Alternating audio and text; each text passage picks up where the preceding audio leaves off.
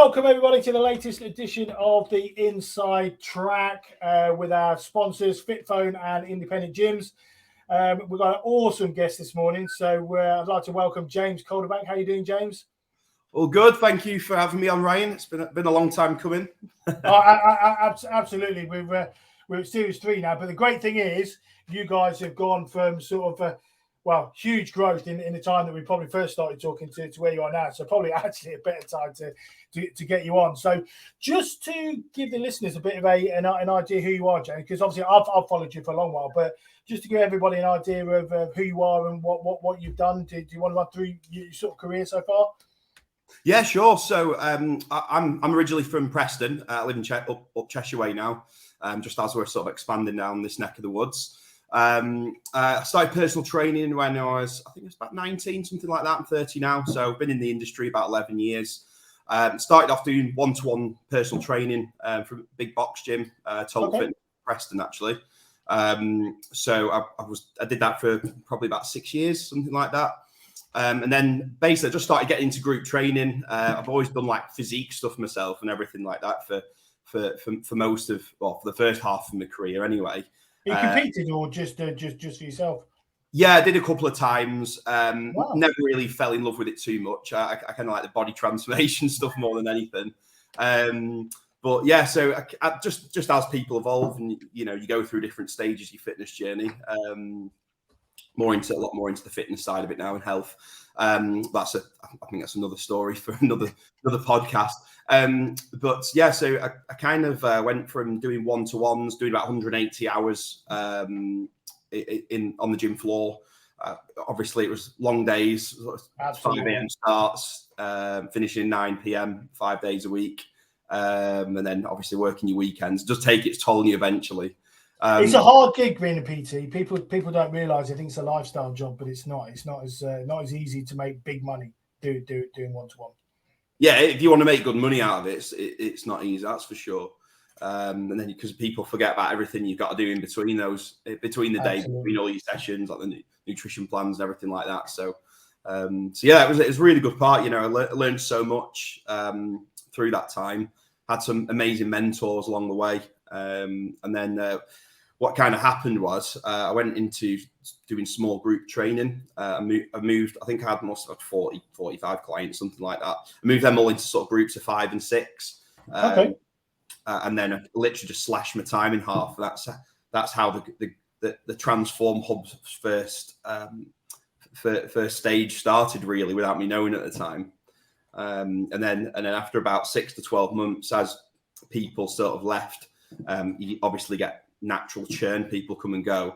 I was like, I can't fill them as quick as losing to a certain degree, because I think I ended up having like 70 people training with me on the groups at one point. Wow. And then it started to kick in. So what happened from there was we created the 6-week, it was just me at the time, created the 6-week body transformation program. And I got on with the manager at the gym quite well. So he started letting me bring people in for free that wanted to do a 6-week challenge for 6 weeks. And obviously we then upsell them onto our small groups. After the challenge, the box gym, the big box gym we're in, they got their memberships, and then we got our full small groups after that. So that's kind of how it started to evolve, really. And then we just sort of outgrew the place, and then moved into our first unit, Transform Hub, back in March 2018. And where was that? Where was your first one? Preston. It was you could actually see it through the fence at the at the gym I was at. So luckily a little unit came up, and then we took it. It was only about 1,800 square foot, but no, it was a good move. But you know what? That sort of size business, I know a couple of people that have done it, and that sort of size unit. I mean, it's not what you guys do now, but that sort of size unit does work for those small group training, because you don't need this huge. I think people have it in their head they need these huge 5,000 square foot units to start a fitness business, and you just don't need that. You can do it on the smaller, depending, as long as you narrow down, and we'll come on to this. As long as you narrow down your program and exactly what you're doing, you can easily deliver with a 2,000 square foot and less facility. Absolutely, yeah. We've still got a few. We've still got that particular unit this day. Well, it's actually one of our franchisees had it now. He bought it off us when he was expanding to multi sites. But yeah, so that's one of our hubs still. Yeah. So you've done all that. You moved into this Transform Hub. You've started now. Transform Hub has gone from obviously that little one in Preston to 20 sites now. Yeah. So you guys have done an amazing job. So how's that come about? How quickly has that come about? What's the glory journey, I guess, in terms of Transform Hub? Yeah, sure, absolutely. So what just before I left Total Fitness, I started getting into digital marketing, so started to learn like Facebook ads, Instagram ads, Google, all that sort of stuff. And you know, that definitely like has played a big part in the growth. So we managed to get units full very quickly. So the first one filled up within 6 months. I think we were about 130, 140 members, all paying £100 a month each. Wow. So we went pretty aggressive straight away. Then we got the second unit. We signed a lease on that in December 2018. So we got 2 in the first year of opening. And I'm not recommending to do that. It was actually it was a bumpy ride. That's all I'm going to say. And we just about winged it. And you know, loads of people tell, don't do it, James, you're being stupid. Like I had mentors. I was like, no, I'm going for it. Let's do it, because I'm kind of a bit of an all-in person. But yeah, luckily it's obviously worked. And then yeah, we made some amazing lessons in that first year. And then I think it was March 2020. We just the start of COVID, wasn't it? Yeah, we just signed the lease on our third site, and then COVID struck. And yeah, that was interesting. So the first 3 months of that, God, I must have gone into some like, I never understood what depression would feel like, but I genuinely like was depressed. Like, I struggled to get out of bed for the first 2 weeks of that. It's really tough. I know the same. Because obviously doing what I do, when the gym's closed, so did I. So I can imagine you felt exactly the same as I did. A few days shouting at the TV, looking at Rishi Sunak. Absolutely. So yeah, I can imagine how you felt. Yeah. So, but in all, I got an amazing. You know, we had such an amazing team. You know, the biggest thing for us was, you know, the culture and the family aspect, not just to the clients but to the team as well. So, did you transition online quite well, or did you sort of park the business? How did it work for you when you went into COVID? Yeah, so it was a bit of a bump and grind for a week or two, and I think that was more just down to my brain just scrambled. Never had to deal with something. It was my first sort of year and a half in business, and like owning a proper business. Like, I think there's a fine line between being a one-to-one PT and actually having a business where you've got staff on payroll. You know, the responsibility's higher. You know, you've got all these clients relying on you because, you know, they get quite emotionally dependent on the place as well. And then, yeah, we had Justin, me other business partner, Justin Devonshire. He played a huge part. We'll probably talk about that later. And then my other business partner, Wendy, who was my client for, God, she was probably one of my first clients ever. So I've known Wendy. Was she? Yeah, so she's still with us now. She couldn't make the podcast today, unfortunately. So yeah, we got our heads together, you know, got on the Zoom, you know, and quickly flipped it around. You know, I was like, we're not accepting defeat on this. Yeah. And we'd always been quite frugal from opening, and because we didn't have a lot of staff at the start, we managed to get quite a lot of cash reserves in place. So we got the online program launched, and we ended up retaining about 97% of our members for the entire process. Wow. We had a few pause come back, but we never actually really lost many. I guess the great thing, because it's probably a good time to go into exactly what Transform Hub is and what you do. But I guess because of the way your business is structured and the fact that you are very support driven, it was fairly easy within reason. Obviously, it wasn't easy, but it was easier than some to transition that online. Whereas if you're an open gym, you are the facility. Whereas because you guys are very much that support for that person, you're the guidance, you could take that program and go, okay, it will be different, but we can take what we do online and still support our clients and whatever. So I guess probably a good thing to sort of go. Do you want to explain what Transform Hub is? Because it's not PT, it's not just group training, it's not a gym. it's I think it's so much more than that. So do you want to give us an idea what you guys do? Sure, yeah. So basically, Transform Hub, it's group personal training studios, and we do that through fun, food, and fitness. And those are our sort of core three principles we live by. Because of the demographic work, we mainly work with mum and dads at over 30. We, you know, a lot of these people, you know, I've got kids, I've got a lot of responsibilities, and they don't. Oh, Wendy's in now, and we don't actually have, you know, they don't actually have. A lot of them don't actually have a lot of social life outside of it because they're just that tied up with the children, you know, the day-to-day running work, that they're on constant burnout. So what our job is to do is to make sure that 3-4 times a week they can come in to our group sessions. They can have loads of fun, listen to the favorite tunes, and we deliver the best training experience, you know, they're ever going to have. And that's why we get such good retention. So we focus on the community, have fun, we do events with them, have fun sessions. You know, we make super tasty food plans for them. And best of all, we guarantee them results, which is obviously what they come for ultimately. So they'll first come into the studio with a 6-week body transformation program. And we've got the stats show that we get them to lose at least a stone in 6 weeks. 80% of our 6-week challenge we get in lose a stone of body fat in that time. And that's why we just home in on the results and go all in on support and make sure that as soon as that person walks through that door, they're known by the name, we know them inside out, and we get them the results, and we double down in that 6 weeks and then beyond, because obviously our models to then get them into our longer term program. You know, we just blow them away from all fronts and give them an experience that they've never had within a fitness facility or gym before. Fantastic. Well, I'm going to come back to that. I'm just going to pause because obviously Wendy's just jumped on. So, hi Wendy, how are you? Thanks for joining us. Hi Ryan, good to see you, James. I'm fantastic. How are you? Yes, we're all good. Thank you very much. So obviously James was explaining earlier that obviously you're one of the business partners, Wendy. So it's great to have you on board as well. So brilliant. So we'll just go back to that point then, James, in terms of obviously you guys start with this 6-week transformation, and then obviously you go on to longer term.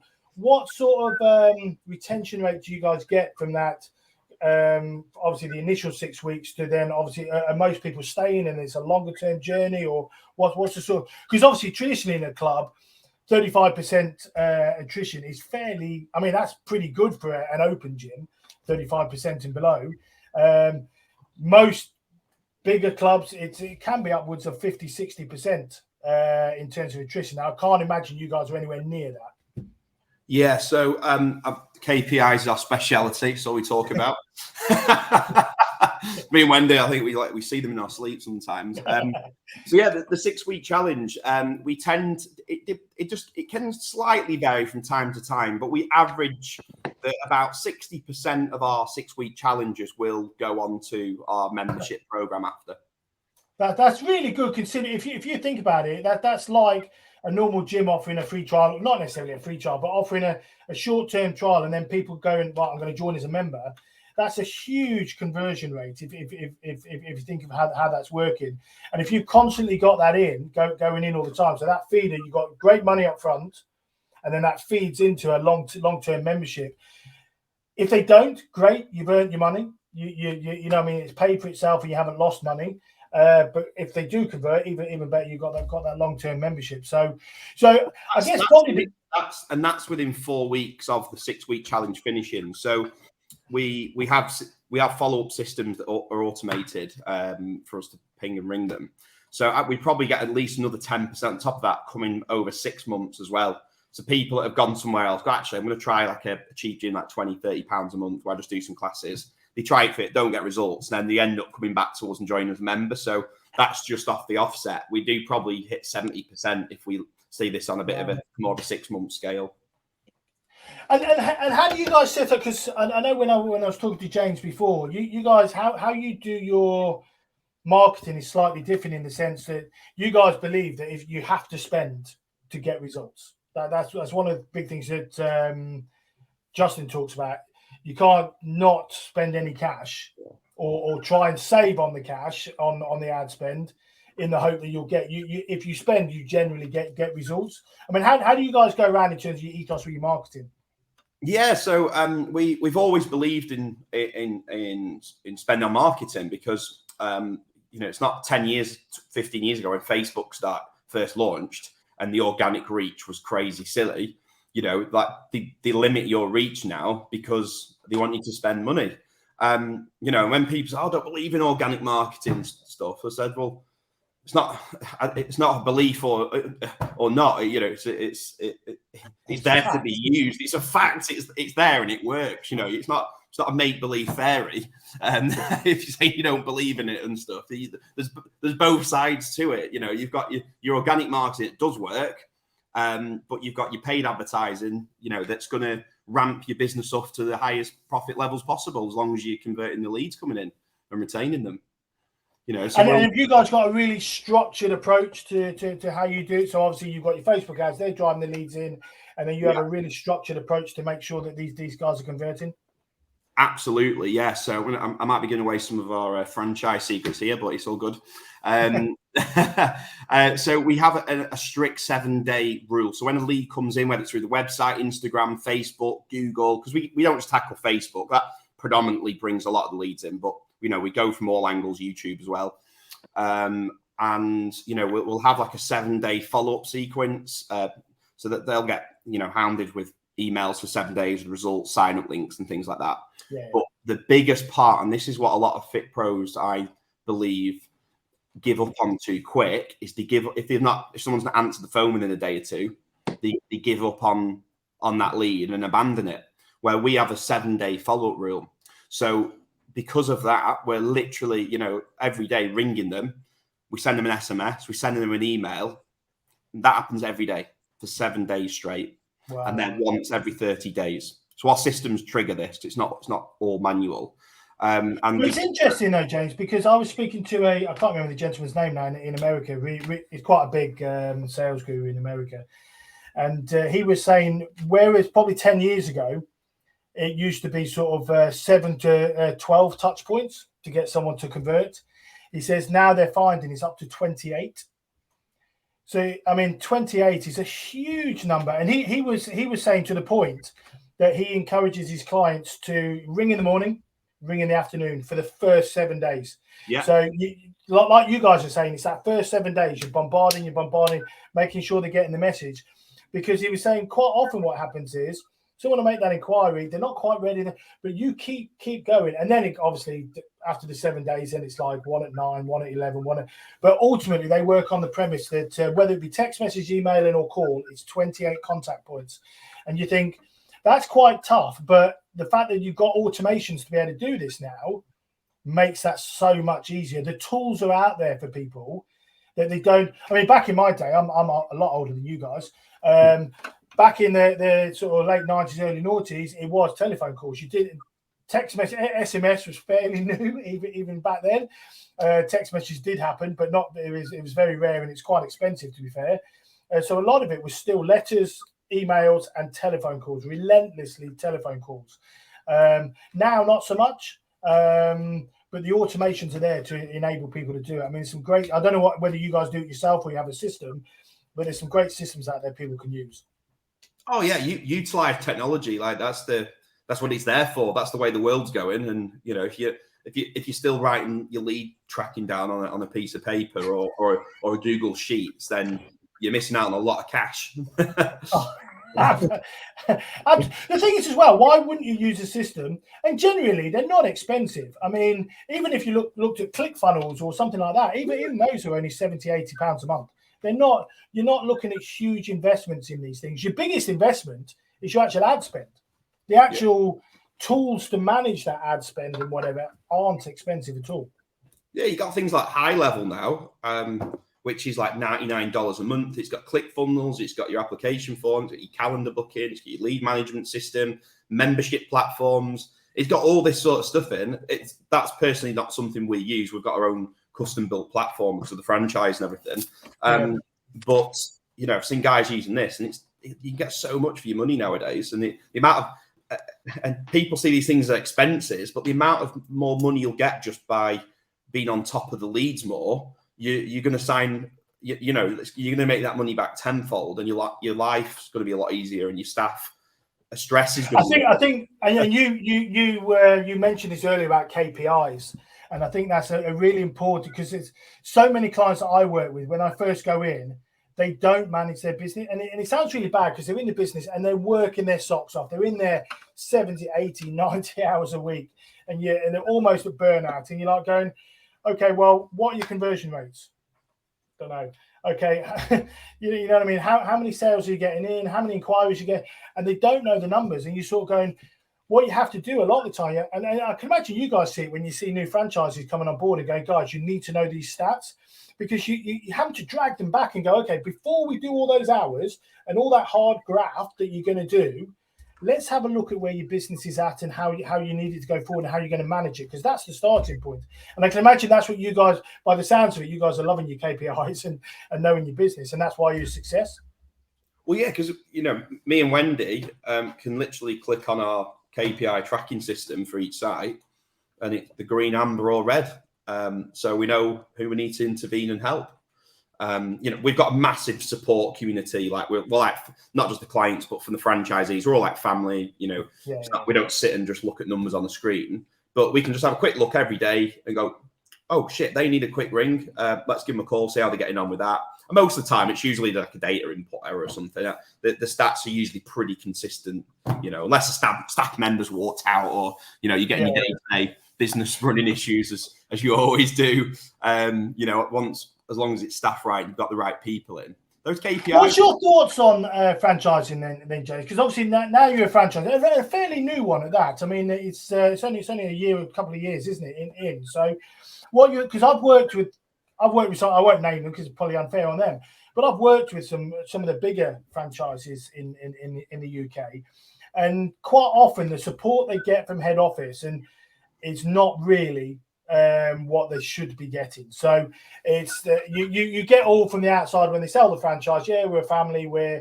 there to support you and everything else. And really what they want is the cash and another club to grow their network. What they're not that bothered about, and it sounds wrong to say, but when you look at the business, they're not that bothered whether that business is a success or not.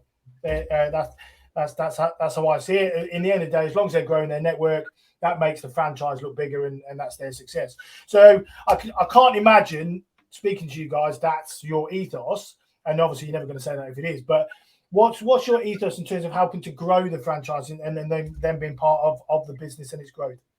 Yeah, I'll add a little bit to this, and then and Wendy's going to be able to add a lot to this as well, because she's like key troubleshooter in the hub.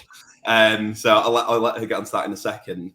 But from a personal point of view, it's lonely being on your own at the start. And my ultimate goal, and I know what it felt like moving into that unit in March when it was freezing cold, 2018. I literally went in and I went, what the fuck have I done? Me and Wendy laugh about this all the time. And I was literally freezing cold. I had the hats on, gloves. I've just moved into this nice box gym. It's got pools, suns, everything like that. And I know how it can be, and I know how hard it can be. And I think I'm very fortunate that I've had, I've got so much drive and passion and energy to do it. But a lot of people have got a lot of other, obstacles in the way that, might have prevented them getting there. But look, I've no children yet or anything like that. So it can be very difficult for a new, not just a franchisee, but anyone opening like a studio or anything like that. So my ultimate goal, and I'm getting onto the point here, I'm not digressing. This is why I believe our franchise model works so well, because I'm so passionate and I want to help people grow and get success like I've had. I want them. Don't ever lose that though, James, because that is, I think, the big thing that I see. And as the franchise grows and gets bigger, obviously there's more people to look after. And I don't believe any franchise starts out with the premise of going, we're just going to make money out of our franchisees. I don't. I always think all of them start off with, like you, with that path. And I think the ones that I think go forward and add real value are the ones that keep that. Like I'm a big fan of Tribe 3, not to bring them into the conversation, but I love the way Kevin and his team are like you. They're really passionate about the business, and they still believe that they can support every single one of their franchisees. and I love that about them. And that's what I get from you guys. It seems like we want to make sure they're a success because their success is our success. And I think don't ever lose that from what you guys are trying to do. This is the thing, we've held off from advertising. We've not even started doing any digital marketing advertising to acquire franchises. It's all been organic at the moment. Wow. And the reason for that, we've got all the funnels ready. We're all ready to start advertising, but we've got a lot of things we need to get in place, and it's going to probably be before the end of January. We're probably going to be advertising from Feb, but we turn people down quite a lot, to be honest, that we don't think are going to fit the bill, and they're not going to be a good franchisor. Doesn't mean they're not good people. Franchisee doesn't mean they're not good people, but we're not setting someone up to fail. Putting their life. What do you look for then? What's the what do you, Wendy and Justin, look for in this? So the bigger it's passionate and the want to actually, help people. I know it sounds cliche. Yeah, everyone says that. Oh yeah, I'm a PT. I just want to help. Yeah, but genuinely, like our best franchisees are the ones that are like our clients fall in love with instantly. And I know not every single person is going to be the perfect fit, but we've managed to get our franchisees down to a level where every single franchise site is making a good profit every month. Apart from the ones that have been going like a month, that's still building. What? No, carry on. Go on. But I think Wendy might have a few points in this to add. A lot of points. We could be here all day. Cheers, James. Yeah, it's all about the core values. The core values go, transfer across every element of the hub. And, one of the franchisees we've been working with recently, it's not necessarily their adherence to the systems and their qualifications. It's analysing their levels of communication and how they implement the core values throughout their own team. And often when we go into a franchisee and we work with them, we often analyse the way that they're running their business as well. And we, the training that we put in place and the close connections that we have and the deliverance of the core values and adherence to them, it goes way beyond general franchise support. And I think that's the key, Wendy, isn't it? I think I guess I've been in quite a privilege because when I first moved into consulting or whatever, my first jobs were with the likes of Anytime Fitness and so on. So I quickly got dumped into following my word, but I got straight into the franchising world as a consultant. So I was sort of sat on the outside, which was quite nice. But you sort of saw the inner workings of these businesses, and you sort of going, I mean, Anytime you can't really complain again. I mean, they've got 4,500 around the world, so it's obviously a great model. But you sort of looked at it and went, I wouldn't necessarily do that. I would do this. And it's nice to know that you guys have come in and gone, okay, we're setting out our core values. This is how we want to do it. But we're not just taking anyone as a fan because it's not going to work for everybody. And I think that is really important. Some of the franchises that I've seen not work, I mean, Anytime does, but one that I worked with that didn't work, they were bringing people in, expecting them to not being from a fitness background, but trying to deliver a fitness model. I think it's easy doing a box model if you come from different businesses. But if you're trying to do like Transform Hub, you couldn't really come into that and drive that as an owner if you don't really have a understanding of fitness and wellness and how you can help people. Absolutely. And it's like James said earlier, you can plug in all the systems you want, but fundamentally, is your heart right at the center of delivering those core values? I've had a call with a franchisee this morning who said, just your 4 visits, you're lucky in any franchisee gets 4 visits a year, let alone 4 visits a month. They've said to me, you've really brought a lot home to me about how I'm running my business, my levels of communication, my depth and care and gratitude for my team, and just those 4 visits have made a massive difference to the impact, but more importantly, also our KPIs. They've increased almost 25% in sales in the last 7 days by implementing just a couple of analytics, and me and James are really passionate about that. If anything, it's care overload, because we're so keen for everybody to succeed that, you know, there's a 1,000% deliverance there, and that is something that's difficult to scale. So absolutely, and that's probably where you guys will have to sit back at some point and go, okay, we're now at 50 sites, 60 sites, whatever it is, because the more people you bring on underneath you guys, because obviously at the minute you guys are offering that support. The moment you bring in business development managers that sit underneath you and so on, it obviously dilutes is the word, isn't it? It dilutes that expertise, and then you're relying on those people to do it. But if you've still got that passion and you train the people effectively, there's no reason why that can't flow through your team and then still flow into the hubs. Yeah, it's like anything, isn't it? You got to lay your foundations on concrete. Once that's built, James and I will trust the next person in the next level to continue and follow that through.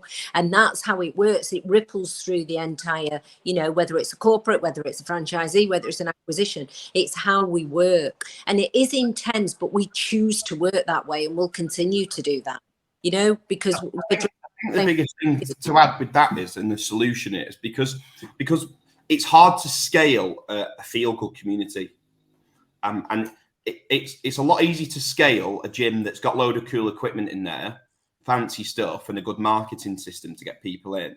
But that's not what drives our member growth and our base. It's the community and knowing how to pull that all together to keep members wanting to come. So what me and Wendy are like relentlessly doing at the moment, all our senior, you know, our senior leadership team, like all our manager and our different sites, we're getting them to a level where they're basically a franchise owner. So, you know, even though they don't own it, they're an employee.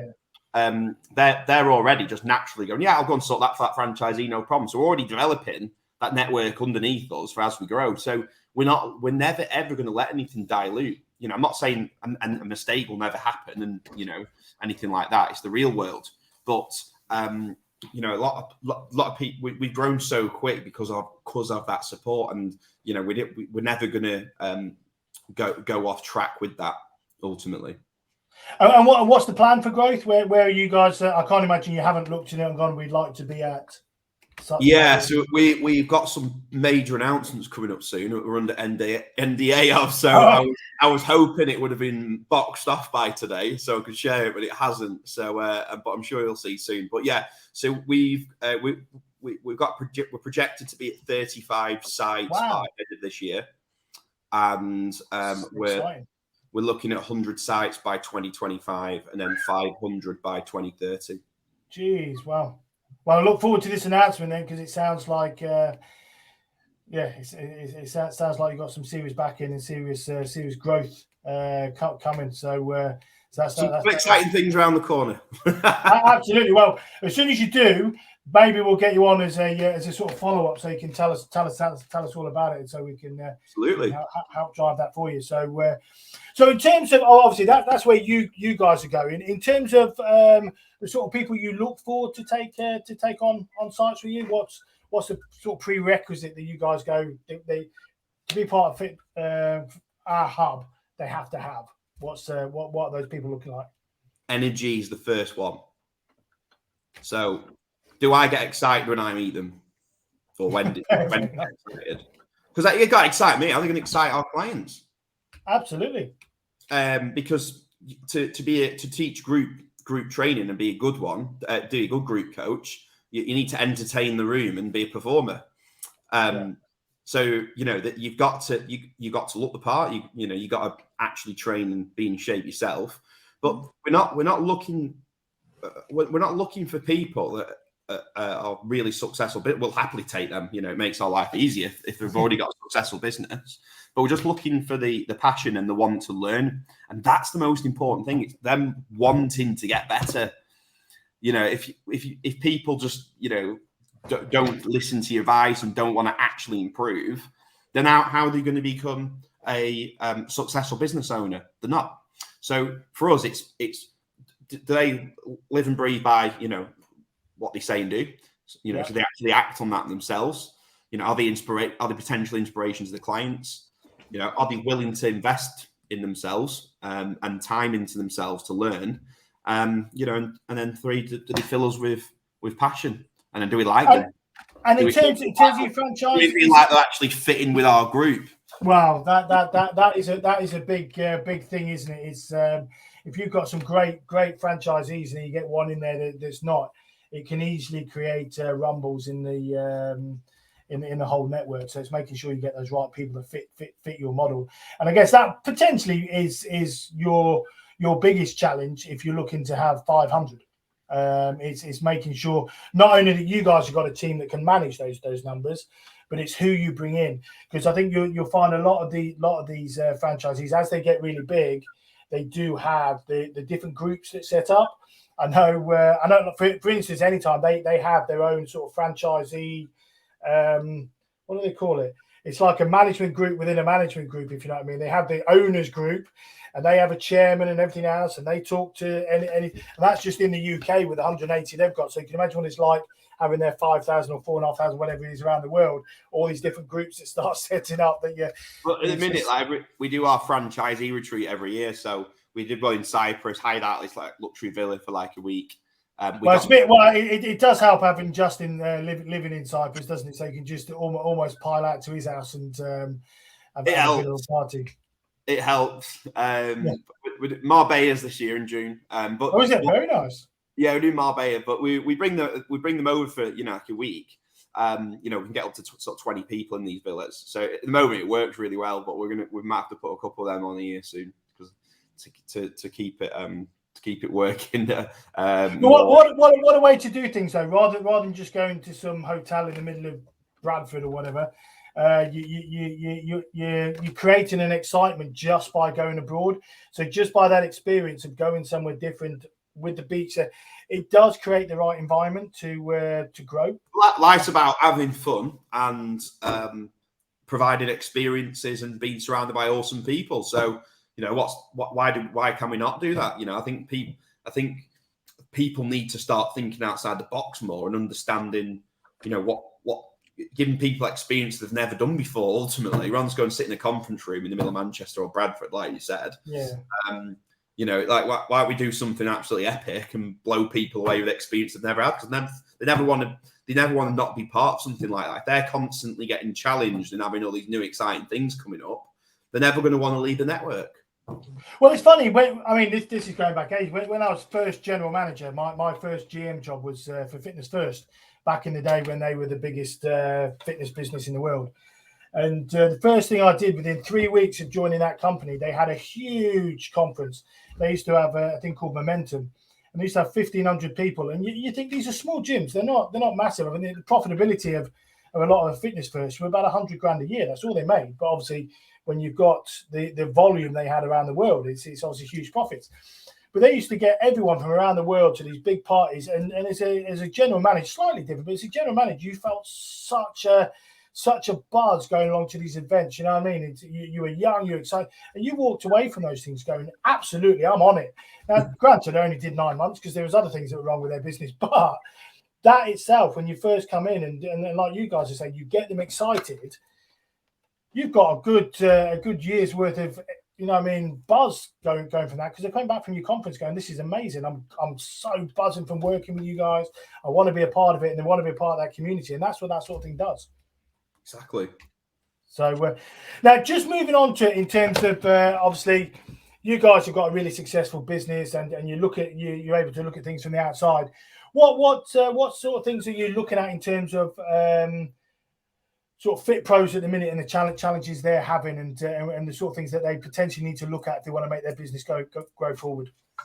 Yeah, so I think the biggest challenges, these are challenges that people, studio owners have always had, but I think right now, because of the back end of COVID, all the recession things looming, everything like that, I think these just been amplified more. And I think a lot of this is like inconsistent revenue and lead flow. Ultimately, I think that's a really big part of it. Low profits, so the bank balance is just literally holding on for dear life every month. They're overworked, they feel burnt out. And they've just not got time for family. They're always struggling. They feel isolated. They don't feel part of something. I actually feel like a lot of gym owners that are struggling, they're not in a good mental place. because you've got all these clients relying on you, you're passionate about, but you're not fulfilling your own life and your own needs, such as, you know, financial freedom, income, and time with your family and friends, which is what most people need, right? And I think these are just getting amplified more and more. You know, profit levels are dropping even more because you've got inflation, you've got the utility prices going up. You know, everything like this that's coming in. You've got people not wanting to spend as much, which is up for debate. It's a challenge, that one, isn't it? It's you can imagine, I see it all the time. You go into clubs and they're really struggling, but they're still I just want to be straight up honest. Like, it's not their fault because they've not been educated, but most people aren't in profit and doing well because they're not in control of their own shit ultimately. Absolutely. And you know, just be black and white. You know, everyone's problems are always down to them, and you know, they don't take advice. A lot of them don't listen, and that's why they struggle. And the people that I see do awesome. You know, I'm not the first person to launch a studio boot camp style gym. Sorry, someone was ringing me there. You know, people have done this time and time again successfully, and the biggest traits, the ones that work hard, want to learn, get mentors, and get educated. And and I think you've got to realize at some point, am I actually willing to turn this around? Do I want this enough? I think that's the thing, is, and he's looking at you saying sort of things like revenue and profit, and it's sort of going, well, okay, if you carry on doing the same things you've always done, you're going to get the same results. And I think that's where a lot of these guys are looking at it. And I think that's where potentially they need to look at, not even if they come in as a franchise of yours, but have a look at the sort of models that are working at the minute. And if you have a look, it's not the open gyms, it's not those styles of clubs that are flying. It's the ones like yours, which I think off the back of COVID, I think people are seeking out a lot more support. They want to train with people, for starters, and they're seeking out more support. So PT and group training has exploded after COVID, and I think they need to look at successful businesses like yours and go, okay, we don't need to get rid of our open gym, but we need to look at ways of driving more revenue. And I think what a lot of clubs do, they tend to just go, I need more members, and they just look at that singular model, which is sort of not right at this moment in time. People don't, and I think people are resistant to adapting as well. People don't want to change. You know, those models work for years and yada yada yada. You know, I think, you know, the one-to-one model is sort of going to be dying out. Really, it's moving over to group training, and because all the people I used to work with a one-to-one company when I was at Total Fitness. Everyone's told me, the groups aren't the way forward, and all this sort of stuff. And you know, and I saw the trend going when obviously the group stuff had started well before I had started it, but I saw that was where the trend was going. You know, now all these people that are telling me that it wasn't the way forward are all just jumping onto the bandwagon now in the past sort of 12 months. So it's crazy. But if you look back, even back in my day, those clubs that had great retention were the ones that had incredible Group X setups in their clubs. So when I worked for Marriott and various other businesses, the ones that had really strong Group X, slightly different to the Group PT model, but the retentions were so much stronger in those environments where people were turning up regularly with groups of people to train. And all you guys have done, in essence, the sort of Group PT model is taking that great retention and put it into a far more structured, this is what we're going to do. We're going to get results for you. Rather than you just turning up and enjoying a class and having fun, we're actually going to put a target on it as well and say, this is what we're going to do. We're going to get results. But it's taking that model and going, okay, we're going to make it better. And I think that's why it's flying. People want that. They want that, the fact they turn up for something.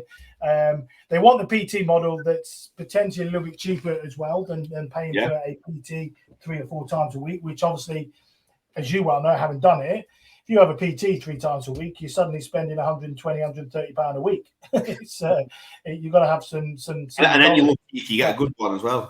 Well, that is true, but also for a PT on one-to-one, it's expensive. Yeah, to part of the gym, it's expensive. From a balanced approach, though, I think it does play its part. You know, people have got medical problems, recovering from injury, things like that. There's definitely time for it, but we're talking general here. You got to, when we're talking about stats on the whole, we've got to generalize things. Like on the whole, yes, group training is the way it's going. Absolutely.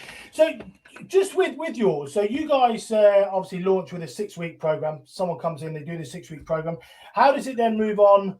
Once those guys move into a sort of long-term program, how does that work? Is that a drop-in sessions? Is it still structured like the original transformation program?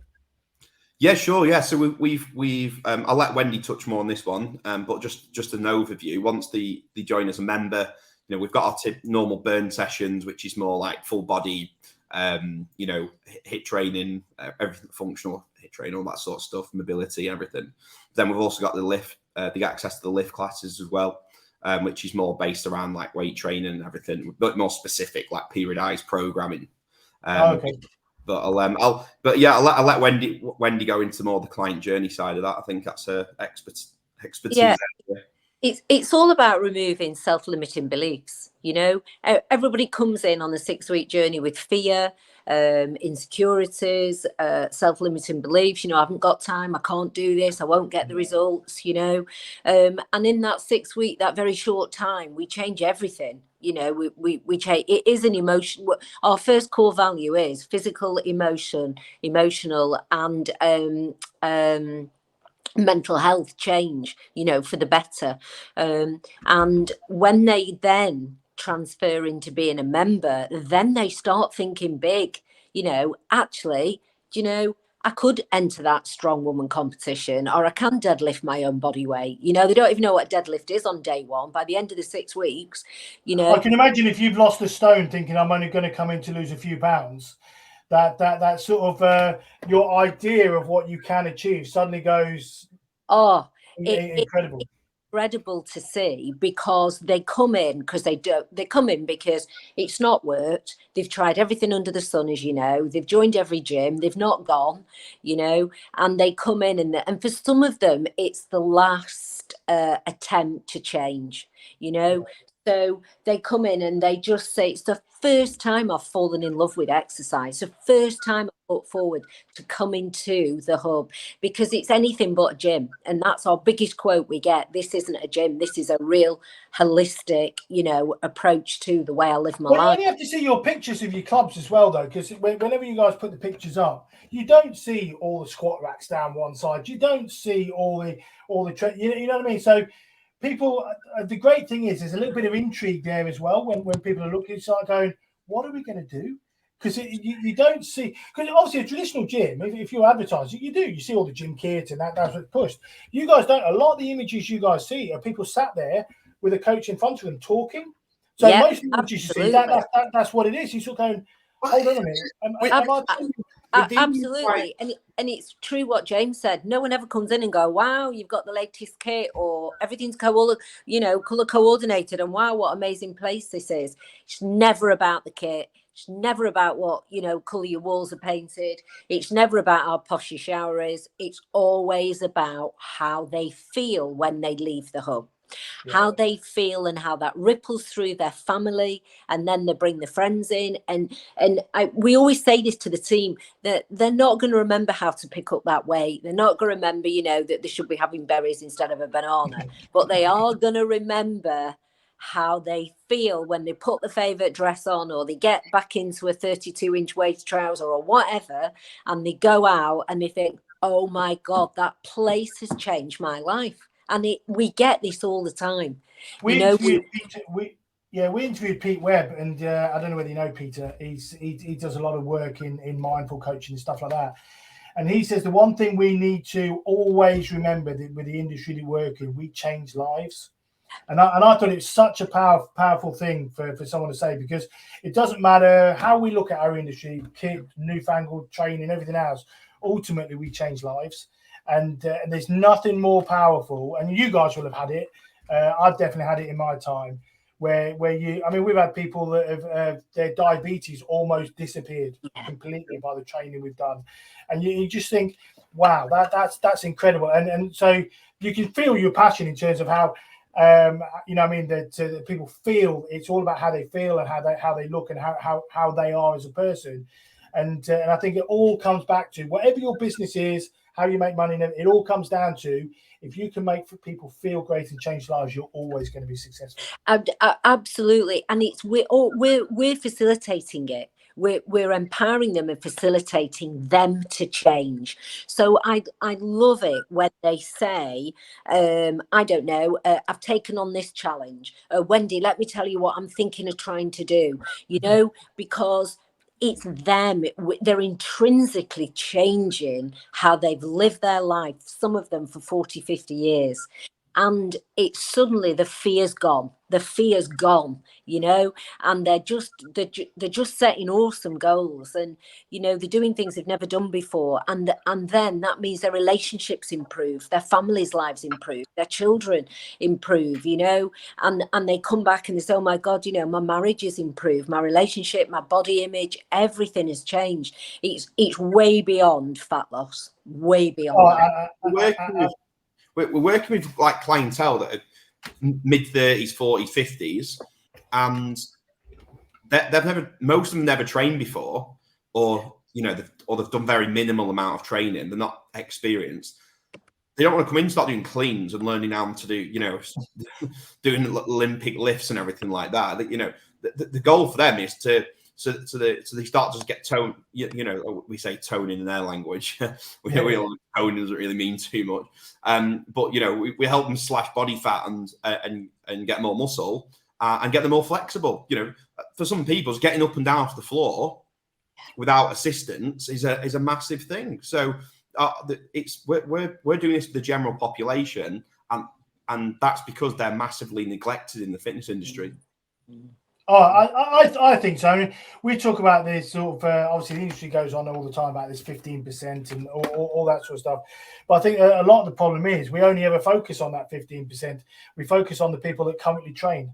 I made a point there the other week in terms of, if you have a look at a lot of the marketing, it's all about smash your goals. And that's quite intimidating for a lot of people. If you start, who's got the most disposable 40, 50-year-old plus people that their kids have left home. Most of the mortgage is paid off. You know, who's got the most disposable income as well? So not only are you going to get better clients that want to get better results because there's no ego behind it, and you've also got a better clientele base that have actually got money to spend.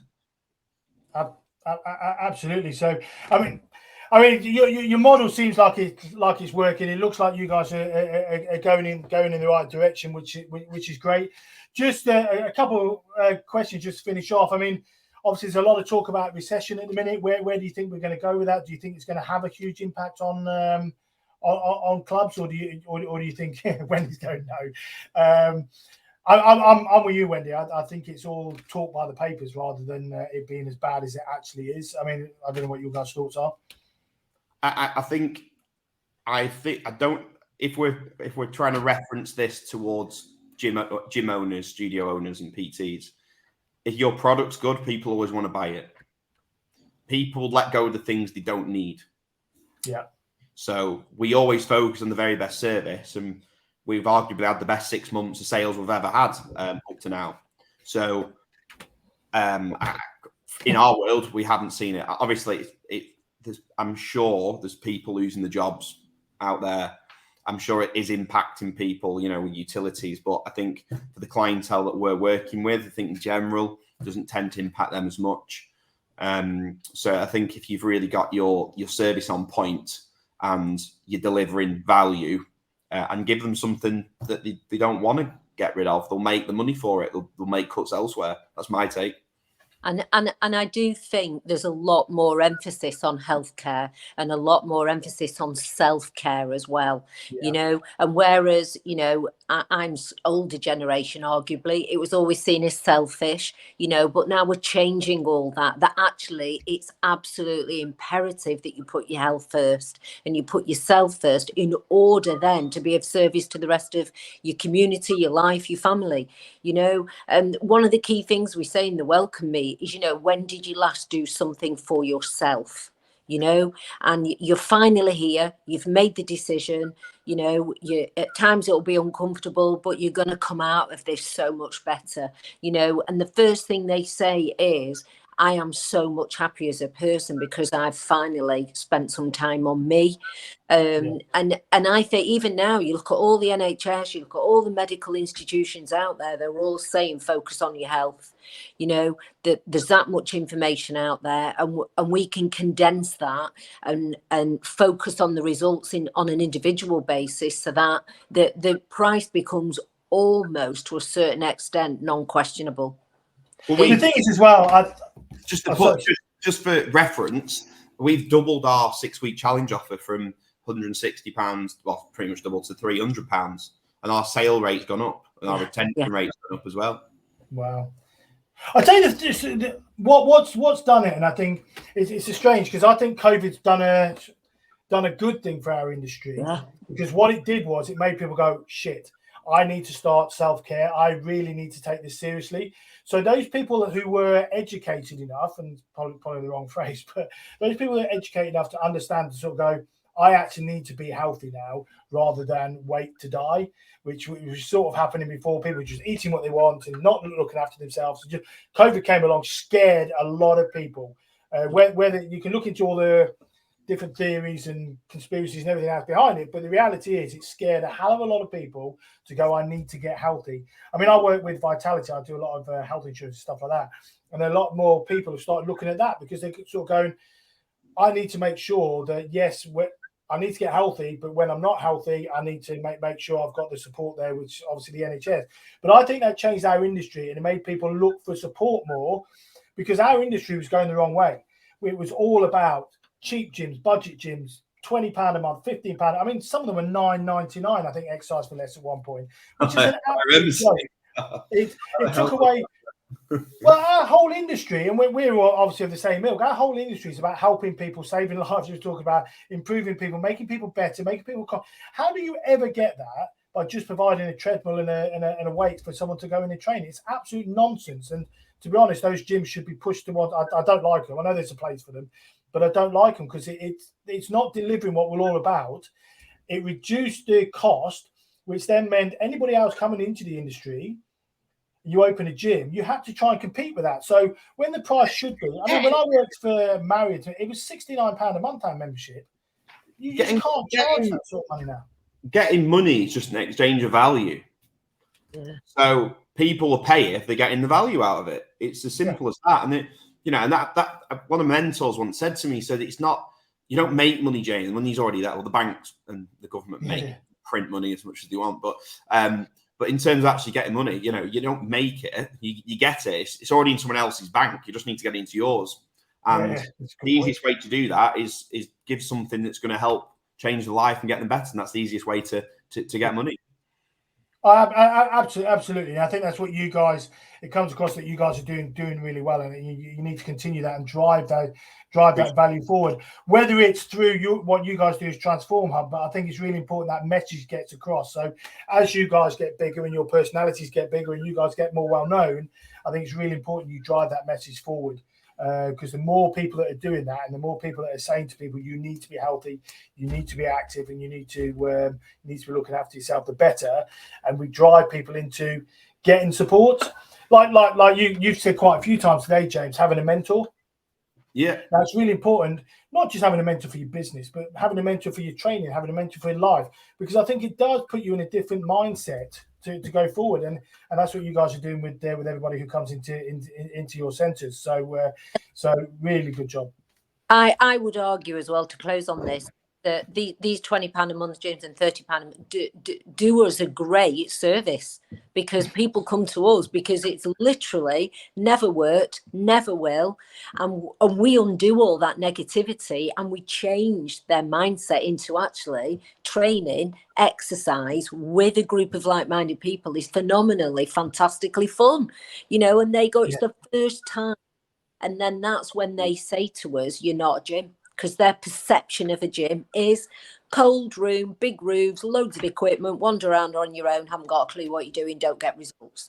Well, like I say, there is a place for that, but I think if you're if you haven't got much experience in whatever, there has to be that support network. And I think we've gone off that for a long time, the industry. And I think the great thing is we've had a bit of a reset, and then there's businesses like yours now that are growing because people want that support, and you guys are able to deliver that. And I think that's where our industry needs to go, and it needs to be putting value back in to what we're good at. It'd be like having having a really posh restaurant that doesn't have a waitress and stuff like that. That's the way we were going. You know, I mean, self-service Blumenthal's.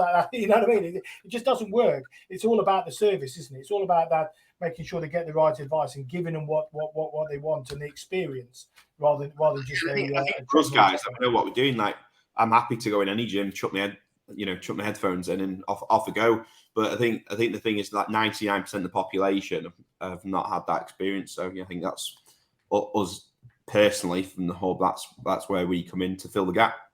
Absolutely, and you guys are doing a great job of it. Just to finish on, so I won't keep you on a morning, but just to finish on, we like to ask our guests what inspires them or who inspires them.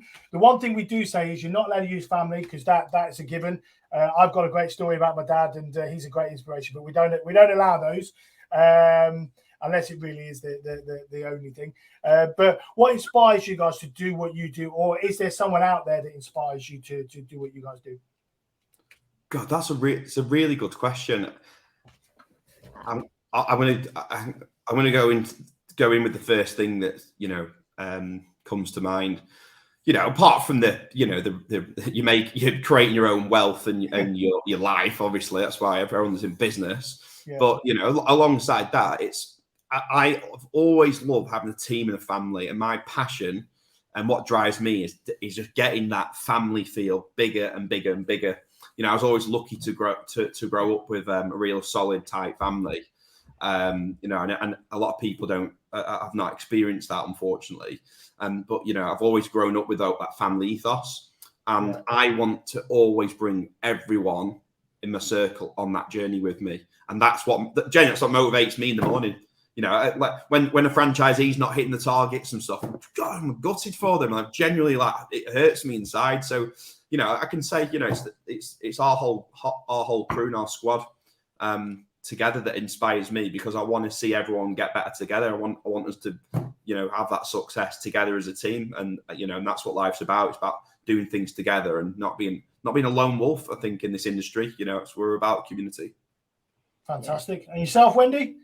I think what inspires me is and I know I'm not allowed to say, James, and I know you've not said that, but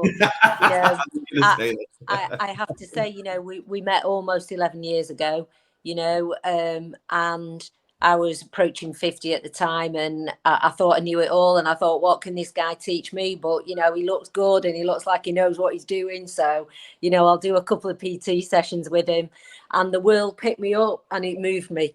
And it moved me to a completely different position. And 11 years later, here we are. So, I'll be forever grateful for that. And what were you doing before, Wendy, just out of interest? I was always I've been involved with franchises, but I was always just in further education. So I was always in training and I just used to go running. I thought that's what you had to do: eat no food, live off a banana and a coffee and run 10 miles. I thought that's what you did, and I was approaching 50 and nothing was working anymore, and then met the big guy. And in almost 11 years later, I'm fitter than I've ever been. I'm leaner than I've ever been, and I've I don't know. I'm inspired. I'm more inspired now than I've ever been in my entire life. Wendy inspires every single person. Like if Wendy's she's 60 and got all this passion, and got if I can still be like at 60, I'll be a happy man. So you inspire me too, Wendy. But I thought we weren't allowed to say this stuff. So I'm all for it. If you guys inspires each other, then fantastic. You can't ask any more than that. So really appreciate you guys' time this morning. It's great to get you on. I mean, your journey certainly isn't finished by the sounds of things. So I absolutely, I look forward to getting you guys on in series 4 or 5, whatever it is, once you get there. But just out of interest, if anybody does watch this and go, do you know what? I love what those guys are doing. I'd love to be a part of it. What's the best way to get in touch with you guys? I mean, we'll put all your emails and everything at the end, but do you guys have sort of franchise days or anything like that, or is it just send you an email and have a chat? Yes, send us an email, give us a WhatsApp, whatever it is. We just like to have a good chat with someone. Let's have a coffee. Let's see if we like each other. That's the first step of any day, isn't it? So. Absolutely. And are you guys looking at new franchise across the country, or are you keeping it northern? What's the sort of growth pattern? Where do you want to go with it? Yeah, so predominantly we're sort of mainly north, but we've got Wimbledon, Egham, potential another one around that area. So if it's not too far out from other sites, we'll always we're always open to opportunities. Okay, fantastic. Well, stay on just for a minute, but thank you ever so much for your time this morning, and obviously we will get you guys on again soon. Thank you very much. Thanks, Ryan. Pleasure. Thanks, Cheers. Ryan. Right, let me end the recording. I forgot to say at the start, stay on. We've had a couple of guests.